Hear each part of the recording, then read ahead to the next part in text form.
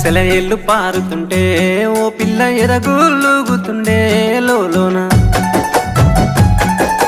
నదులన్నీ కలిసినట్టు పిల్లగా నవ్వెంత బాగున్నది నీలోన గాజుల సప్పులు గలుగల్లు మోగంగా గజ్జెల పట్టీలు గంటేసి ఆడంగా వరిగడ్డి మోపు ఎత్తి